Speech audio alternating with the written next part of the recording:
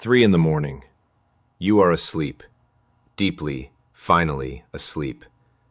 And then it hits. A pain so sudden, so sharp, so unlike anything you have ever felt, that your body jackknifes before your brain even registers what is happening. It starts in your lower back, just below the ribs on one side. It radiates forward into your abdomen, downward into your groin.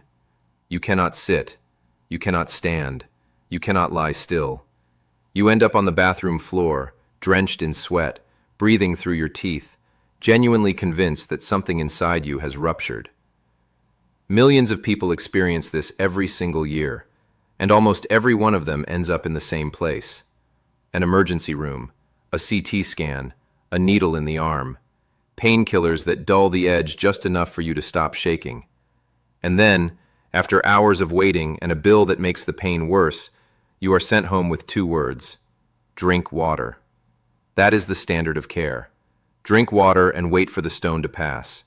And when it does pass, and it will, through a tube narrower than a pencil lead, you will swear on everything you love that you will never go through that again. But here is the problem. Nobody told you why the stone formed. Nobody explained what process inside your body manufactured that jagged crystal and lodged it in your urinary tract. The emergency room treated the event. Nobody addressed the cause. And without addressing the cause, the stones come back. In clinical data, recurrence rates within 5 years sit between 30 and 50%. That is not a small number. That is a coin flip. I'm Dr. Richard Thompson, 15 years of clinical practice, and I am here to tell you that kidney stones are not random, they are not inevitable, and they are not something you have to live in fear of. What you are about to hear, nobody at your next appointment is going to volunteer. To understand why stones form, you need to understand what your kidneys actually do. Every single day, your kidneys filter approximately 200 liters of blood. 200 liters. They extract waste products, excess minerals, and metabolic debris, concentrate all of it into roughly 2 liters of urine, and route it out. That is their job. A continuous, silent, extraordinarily precise filtration system running every second you are alive. Here is where the problem begins. Dissolved in that urine are substances like calcium, oxalate, uric acid, and phosphate. Under normal conditions, they remain dissolved. They pass through and leave the body without incident. But when their concentration exceeds a specific threshold, when the urine becomes too saturated, those substances stop behaving like dissolved particles. They crystallize. A single microscopic crystal forms. Then another attaches to it. Then another. Layer by layer, over weeks and months, a stone grows inside your kidney. Now, a stone sitting quietly in the kidney may cause no pain at all. You could carry one for years without knowing. The agony begins when that stone moves. It drops from the renal pelvis into the ureter, the tube connecting your kidney to your bladder. That tube is 2 to 3 millimeters wide, the width of a pencil lead. When a jagged crystalline mass enters that space, it stretches the wall, blocks the flow of urine, and pressure builds behind the obstruction. That pressure is the pain. That is the 3 a.m. scream. Here is the critical thing I need you to understand. A kidney stone is not an accident. It is not bad luck. It is not something that just happens to some people. It is the direct product of sustained internal imbalance, specific, identifiable, correctable imbalance. And that is actually good news, because specific processes can be changed. Let me ask you something. At your last checkup, did anyone measure the pH of your urine? Did anyone mention the words acid load or urinary alkalinity? I already know the answer. They did not. Because there is no billing code for it and no prescription that follows. Here is what is happening. Your kidneys do not just filter waste. They regulate the acid-base balance of your entire body.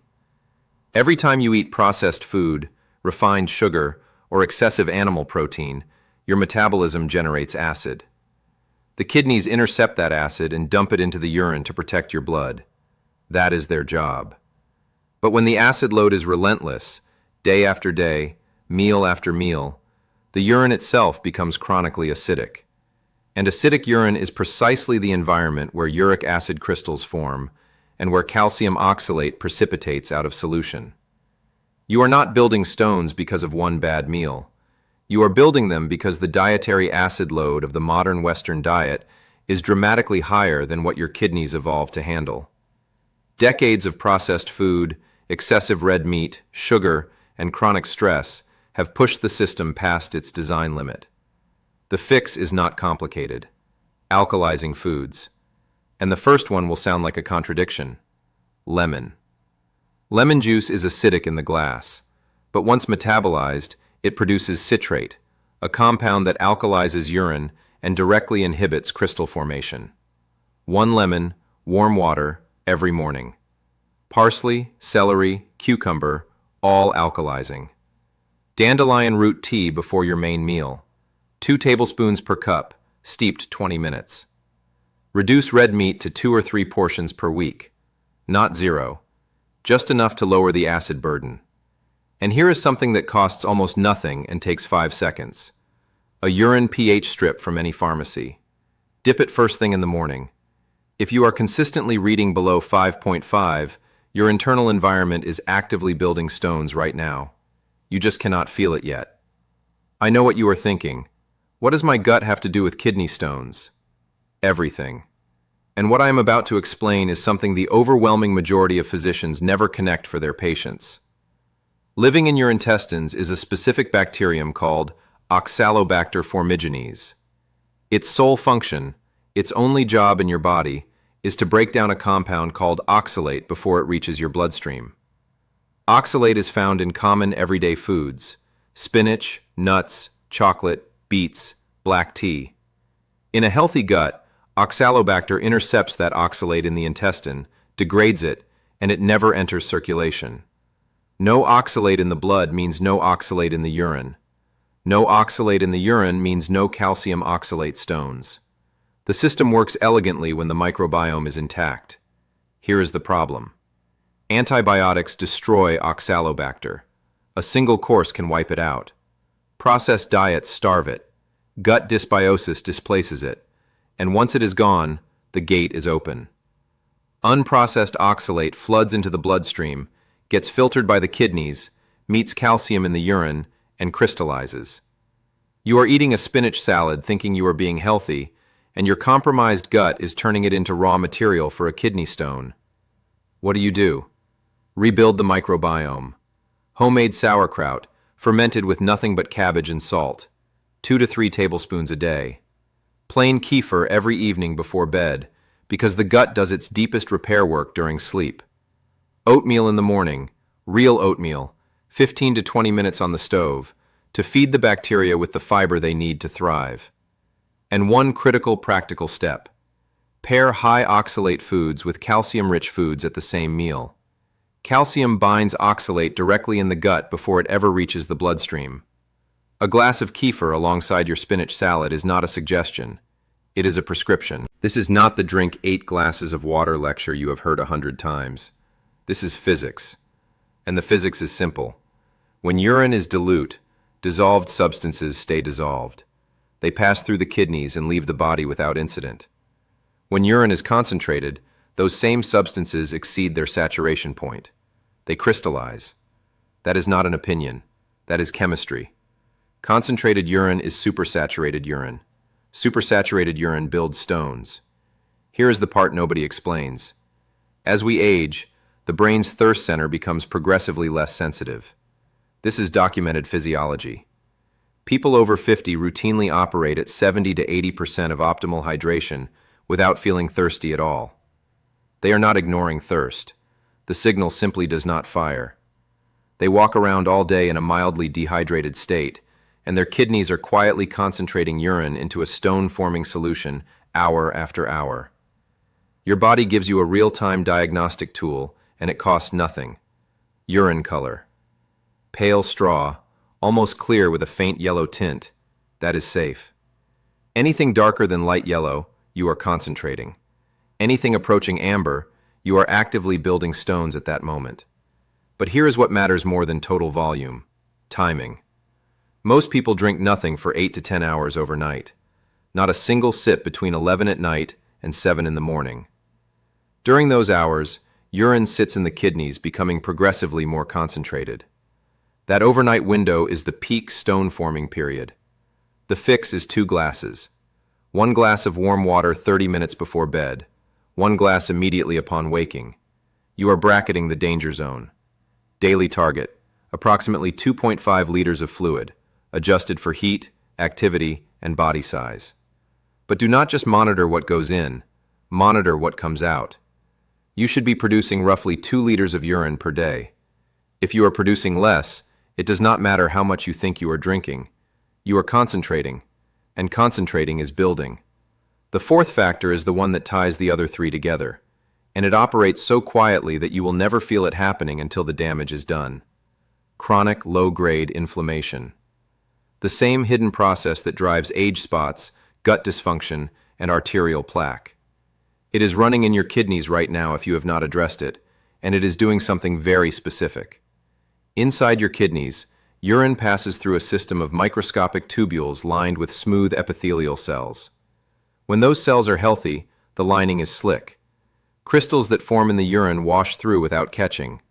They are flushed out before they have a chance to anchor.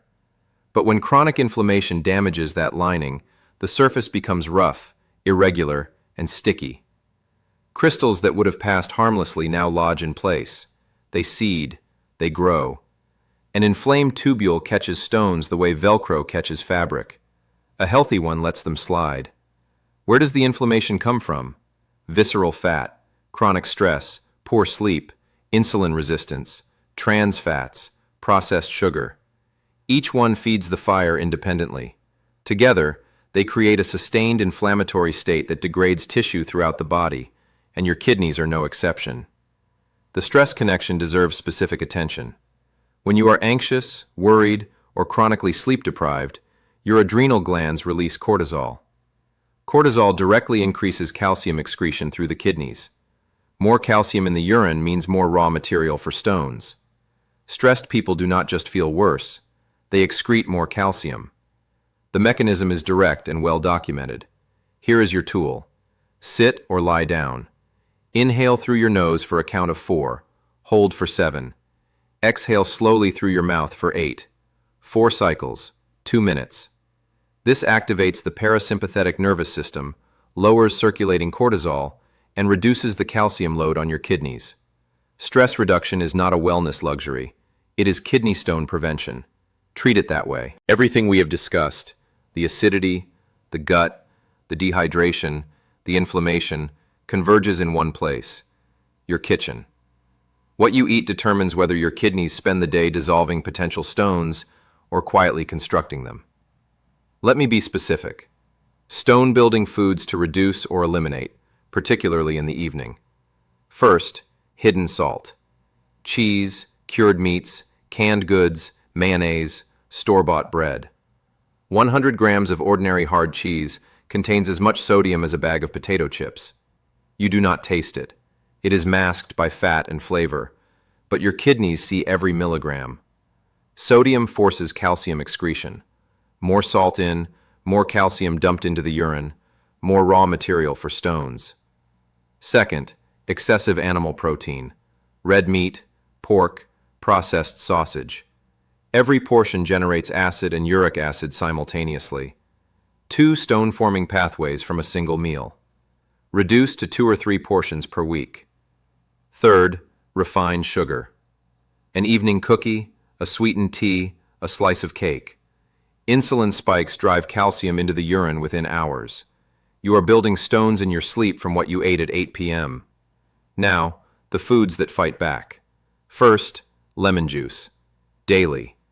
The single most evidence-backed dietary intervention for kidney stone prevention. Citrate binds calcium directly in the urine, preventing crystallization. 1 lemon, warm water, every morning. Non-negotiable. Second, raw pumpkin seeds. A handful, roughly 30 grams. Magnesium relaxes the smooth muscle of the urinary tract, helping small crystals pass before they grow. Zinc supports kidney tissue repair. Third, cranberry. Not the bottled juice cocktail loaded with sugar. The actual berry, fresh or frozen, added to oatmeal or unsweetened tea. Cranberry compounds prevent bacterial biofilm in the urinary tract that can seed struvite stones. Fourth, celery and parsley. Natural diuretics that increase urine volume without stripping minerals. Fifth, tomato paste cooked with oil. Lycopene, one of the most potent antioxidants known, protecting kidney tissue from oxidative damage. 2 tablespoons daily. Sixth, green tea. Loose leaf, brewed strong, 3 to 4 cups throughout the day. Polyphenols that reduce oxidative stress across the entire renal system. Build your plate around these. Your kidneys will register the difference within weeks. You have the knowledge. Now you need the system. A daily routine that takes 5 minutes in the morning, requires nothing expensive, and targets every mechanism we have covered. Here it is. The moment you wake up, before coffee, before breakfast, before you check your phone, 1 glass of warm water with half a lemon squeezed into it. Not hot, not cold, warm. Body temperature. This is your citrate delivery. It alkalizes the urine, stimulates bile flow, and begins the day by actively inhibiting crystal formation. The cost is half a lemon. Next, 30 heel drops. Stand with feet shoulder width apart. Rise 1 to 2 inches onto the balls of your feet. Drop softly onto your heels. Firm contact, not painful. 30 repetitions, 30 seconds. This activates lymphatic and circulatory flow throughout the body, breaks up overnight fluid stagnation, and gets blood moving through the kidneys at the start of the day. Stagnant fluid concentrates, moving fluid flushes. Breakfast. Oatmeal, the real kind, 15 to 20 minutes on the stove. Grate a small carrot into it and add a teaspoon of butter. Fiber feeds your gut bacteria, the ones responsible for processing oxalate. Beta-carotene protects kidney tissue. The fat ensures absorption. Mid-morning, a handful of raw pumpkin seeds. Magnesium and zinc in the most bioavailable form your body can use. During the day, 1 rule. A water bottle at your desk, in your bag, in your car. 70% of your daily fluid intake consumed before 4 p.m. Every time you eat a high oxalate food, pair it with something calcium-rich at the same meal. Spinach with kefir, nuts with cheese. Bind the oxalate before it reaches the bloodstream. Evening. Dandelion root tea before dinner. 2 tablespoons of dried root, cup of boiling water, steep 20 minutes. Light dinner, vegetable-based, minimal sodium. A glass of plain kefir 1 hour before bed. 1 glass of warm water 30 minutes before sleep to bracket the overnight danger zone. Before you close your eyes, 2 final steps. The abdominal massage. Lie on your back, knees bent, both palms on your abdomen. 36 slow clockwise rotations with moderate pressure. This stimulates kidney and intestinal motility, supporting the movement of fluid and waste through the system overnight. Then the 4-7-8 breathing. Inhale 4, hold 7, exhale 8, 4 cycles. Cortisol drops, calcium excretion slows. Your kidneys enter the night in a state of calm. 5 minutes in the morning, 5 minutes in the evening. Everything in between is just water and food choices. That is the entire system. You have the protocol. Now let me tell you exactly what happens when you follow it. No vague promises. A timeline built on physiology. Week 1. Preparation. Every morning, warm lemon water before eating. Every evening, a glass of plain kefir 1 hour before bed. Eliminate trans fats. Read ingredient labels and remove anything containing partially hydrogenated oils. Reduce sodium, particularly at dinner. No other changes yet. Do not rush this. The internal chemistry is shifting before anything is visible. Your liver is adjusting. Your gut bacteria are receiving their first consistent fuel in months, possibly years. The one thing you may notice by day 5 or 6 is your urine becoming lighter in color. Slightly paler, slightly more volume. That is the first sign. Your kidneys are already concentrating less. The environment inside them is becoming less hospitable to crystals. Week 2. Full activation. Add the morning heel drops, 30 repetitions. Add the oatmeal with carrot and butter. Pumpkin seeds mid-morning. Water bottle with you throughout the day. 70% consumed before 4 p.m. dandelion root tea before dinner, abdominal massage, and the 4-7-8 breathing before bed. Your gut bacteria are beginning to recolonize. Oxalobacter is finding room to reestablish. Oxalate processing is improving quietly in the background where you cannot see it, but it is happening. Week 3. Measurable changes. Urine volume increases noticeably. Color stabilizes at pale straw consistently, morning included. If you have been monitoring with pH strips, you will see readings shifting towards 6.5 to 7.0. That is the zone where uric acid cannot crystallize and calcium oxalate has difficulty forming. Existing small crystals, the ones that have been sitting silently in your kidneys, are being flushed rather than accumulating. You are not just preventing new stones, you are clearing the seeds of future ones. Week 4 and beyond. Consolidation. Energy improves because sleep improves, because you are no longer waking to the dull background ache of kidney pressure you had stopped noticing. Digestion normalizes. The bloating and irregularity that seemed unrelated were connected all along. The entire system is working as designed, not because you added something artificial, because you removed what was breaking it and supplied what it needed. One clinical note before we continue. If you have a stone currently lodged and causing acute symptoms, if you see blood in your urine, if you are experiencing fever alongside flank pain, see a urologist. Everything discussed in this video supports your body's own function. It does not replace medical evaluation when something requires immediate clinical attention. That distinction matters, and I will never blur it. After everything we have covered, the pH balance, the microbiome, the hydration, the inflammation, there is one challenge that remains for most people. It is not knowledge. You have that now. It is consistency. Life gets busy. The morning gets rushed. You skip the lemon water because you are running late. The pumpkin seeds sit in the pantry untouched for a week. The dandelion root tea stays in the drawer because steeping it for 20 minutes felt like too much on a Tuesday. And while you are not paying attention, the internal chemistry quietly drifts back. Urine concentrates. pH drops. Crystals seed. The cycle restarts. I watched this happen with patient after patient for years. They understood the protocol. They believed in it. They could not sustain it. That is why I began recommending a single daily formulation that consolidates the most critical kidney and prostate supporting nutrients into one step. It is called Prostavive. 1 scoop per day in a glass of water, every morning. That is the commitment. Let me walk you through exactly why it works in the context of everything we have discussed. Prostavive contains boron, which supports your body's detoxification pathways and healthy inflammation response, two of the exact mechanisms driving stone formation that we covered. It includes zinc, the mineral critical for kidney tissue repair and immune function, and one that most men over 50 are measurably deficient in. Magnesium, which relaxes the smooth muscle of the urinary tract, helps the ureter pass small crystals before they have a chance to grow, and supports deeper sleep, the phase when your kidneys perform their most important repair and filtration work. Vitamin D, which regulates calcium metabolism, ensuring calcium goes where it belongs, into your bones, not into your urine where it crystallizes into stones. It contains Tongkat Ali, ashwagandha, and Panax ginseng, adaptogens that lower the cortisol-driven calcium excretion we discussed earlier.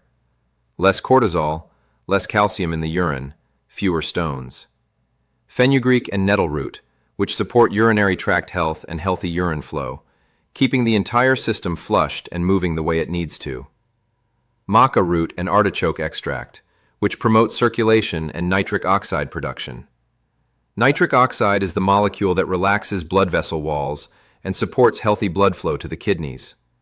When your kidneys receive strong, consistent blood flow, they filter more efficiently, concentrate less, and produce the kind of dilute, mineral-balanced urine that does not form stones. This is not a magic pill. I do not believe in those, and neither should you. It is a concentrated daily delivery of the exact nutrients your kidneys, prostate, and circulatory system need to function the way they were designed to. 1 scoop replaces the 6 separate steps that most people cannot maintain on their own. Prostavive is available right now. Simply click on the logo of my channel and you will find it there. 1 scoop, 1 glass, every morning. So let me ask you directly, how old are you? Write it in the comments. I want to know who is watching this channel so I can build future content calibrated precisely to your age group and your risk profile. That number genuinely shapes the recommendations. If you have made it to the end of this video, you already understand more about your kidneys than most people learn in a lifetime. You know why stones form. You know what feeds them. You know what stops them. The only question left is whether you will act on it. I'm Dr. Richard Thompson, and this channel exists because 15 years in clinical practice taught me what people need to hear and almost never get told. Nobody in a white coat is going to walk you through this at your next appointment. There is no revenue in patients who do not come back.